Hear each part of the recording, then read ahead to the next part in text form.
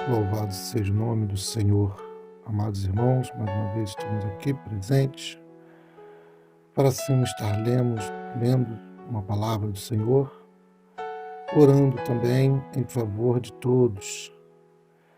Sabemos que a cada dia que passa está mais próximo o arrebatamento daquele que for escolhido pelo Senhor. A cada dia que se passa, mais próximo está a vinda de Jesus Cristo. Então, por isso, nós devemos nos apressar em aceitar o Senhor Jesus Cristo, procurar obedecer às Escrituras, fazer assim tudo aquilo a qual o Senhor nos manda fazer. Nesse momento, vamos orar ao Senhor e depois vamos estar lendo aqui alguns versículos da Palavra de Deus. Oramos ao Senhor. Senhor meu Deus e Pai, Senhor Jesus Cristo, neste momento, meu Pai, oramos ao Senhor, que possa nos fortalecer, que possa, meu Pai, usar da sua misericórdia, a sua compaixão, que nós possamos lutar, Senhor, a cada dia, sem cessar, contra tudo aquilo, Pai, que nos afasta do Senhor, sobre essas coisas, Pai, que tenta tirar a Tua presença, nos tirar, meu Deus, do foco do Seu caminho. Pai, joga por terra tudo aquilo que nos atrapalha. Queima, Jesus Cristo, as enfermidades. Oh, meu Deus, todas as enfermidades nos ossos, dor de cabeça, enfermidade na coluna. Meu Deus, esta pessoa que está sofrendo neste momento, com essa dor de cabeça, essa irmã, Senhor, que sofre com essas varizes, este irmão, Senhor, que sofre com essa dor no estômago. Meu Deus, usa de misericórdia. Pai, que o Senhor possa vir queimar todas as enfermidades. Nós cremos, Pai, no milagre. Nós cremos, Senhor, meu Pai, no livramento. Oh, meu Jesus Cristo, este homem, esta mulher que está sofrendo um infarto neste momento, que o Senhor possa, meu Pai, usar de misericórdia e restaurar esta saúde. Oh, Deus, ajuda todos, Pai. Ajuda esse chefe de família que está passando por dificuldade, não consegue um emprego. Oh, meu Senhor, tenha misericórdia, porque o Senhor abre porta onde não há, Senhor. Oh, meu Jesus Cristo, usa, Pai, de compaixão sobre a vida desta mãe, que tanto ora o Senhor. Ela já não aguenta mais ver teus filhos, Pai, da maneira que se encontra. Meu Deus, ali nas drogas, na prostituição, vivendo de qualquer maneira. Meu Deus, nos ajuda, Senhor. Nos ajuda, meu Deus. Em nome de Jesus. Amém. Amém. Neste momento, eu creio que o milagre está acontecendo na vida de todos, porque o Senhor, Ele recolhe a oração sincera, a oração pura. Ele conhece cada um de nós. Neste momento, eu creio que as bênçãos do Senhor já está sendo derramada sobre a vida de todos que orou comigo neste momento. Nós vamos estar lendo aqui, porque não podemos deixar de ler alguns versículos da palavra. Vamos ler aqui no livro de Efésios, capítulo 6, a partir do versículo 10. O nome do texto é Armadura de Deus. Vamos ler o que Paulo escreveu para nós. No demais, irmãos meus, fortalecei-vos no Senhor e na força do seu poder. Revesti-vos de todas as armaduras de Deus, para que possas estar firme contra as astutas cilada do diabo, porque não temos que lutar contra a carne ou contra o sangue, mas sim contra os principados, contra as potestades, contra os príncipes das trevas deste século, contra hostes celestiais da maldade nos lugares celestiais. Portanto, tomai toda a armadura de Deus, para que possais resistir no dia mau. E havendo feito tudo, ficar firme. Estais, pois, firme, tendo cingido os vossos lombos com verdade, e vestida a couraça da justiça, e calçados os pés na preparação do evangelho da paz, tomando sobretudo o escudo da fé, com o qual podereis apagar todos os dardos inflamáveis do maligno. Tomai também o capacete da salvação e a espada do Espírito, que é a palavra de Deus. Amém? Amém.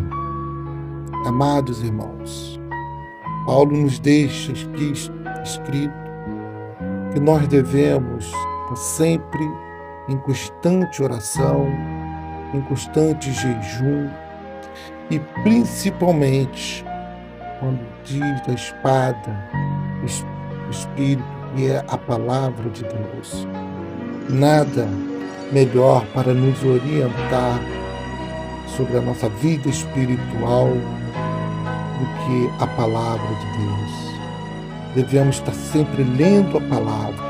Ela é que nos alimenta, ela é que nos dá força para resistir os dias maus. Se nós não aprender com a palavra como seguir os caminhos de Deus, nos livrar de todo esse lado do maligno, nós não vamos conseguir.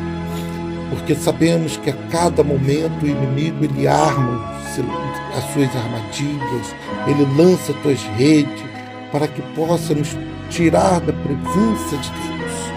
Nós devemos estar sempre em oração, devemos estar sempre procurando nos fortalecer, conversar mais a respeito da palavra de Deus, porque o assunto de Paulo era o Evangelho, o assunto de Paulo eram as coisas de Deus.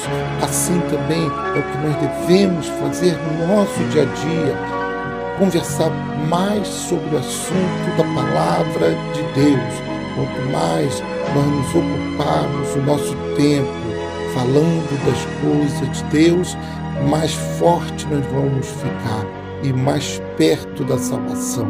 Então, tudo o que nós devemos fazer está sempre ligado na palavra de Deus. Falar mais sobre a palavra de Deus, para que nós possamos resistir tudo aquilo que vem sobre nós, tudo aquilo que vem tentando nos derrubar. Sabe, quando nós procuramos fazer a obra de Deus, nós ficamos fortes, nós ficamos, sabe, alimentados. Quando nós vamos para a igreja, nós ficamos alimentados, porque lá na igreja é o lugar onde nós vamos nos reunir, ali preparar o nosso espírito, nossa alma, para fazer uma evangelização, para ir fazer uma visita na casa do irmão, para fazer uma visita até mesmo no hospital. Tudo começa ali pela igreja. Nós devemos estar sempre indo aos cultos, cultuar. Não devemos apenas cultuar em casa, porque ir à igreja é, sabe, um sacrifício vivo para que nós possamos nos preparar. Então, por isso que Paulo nos diz calçar, sabe, os calçados da justiça, usar a palavra de Deus, o revestir com o poder do Espírito Santo.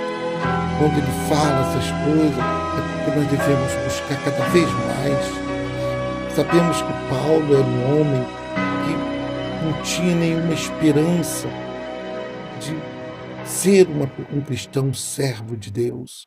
até que ele teve ali um encontro com o Senhor. E do momento que ele teve aquele encontro, ele se entregou, sabe, por inteiro ao Senhor e se tornou um dos maiores servos de Deus. Assim somos nós. Tudo que o Paulo, que Pedro, que Tiago, todas essas pessoas fizeram, nós também podemos fazer da mesma forma. É só obedecer, nos entregar o Evangelho, nos entregar para as coisas de Deus, porque assim nós vamos conseguir ser salvos. Porque o nosso objetivo aqui na terra é a salvação. Não tem mais nada para nós a fazer, a não ser lutar pela salvação. Porque mais vale nós passarmos por alguns apertos, por alguns anos, mas ser salvo e ter a nossa paz eterna, do que ter alguns anos aqui no pecado, fazendo as coisas que desagradam a Deus, mas ficando confortável por causa da liberdade do pecado, e chegar no final ter a vida eterna de atribulação, ser lançado no fogo do inferno. Então não adianta. É uma escolha inteligente servir ao Senhor. Estou falando isso, é mais um apelo para aqueles que me ouvem, que não são cristãos, que venham aceitar Jesus Cristo, que venham poder meditar um pouco mais na palavra, pegar a Bíblia e ler um pouco mais. Antes de ler, fazer uma oração, para que Deus possa vir dar o discernimento da palavra. Amém? Então louvado seja o nome do Senhor. É o que eu tenho para dizer neste momento.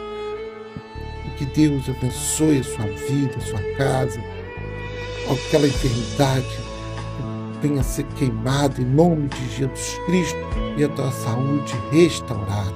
Que Deus abençoe. Fica em paz.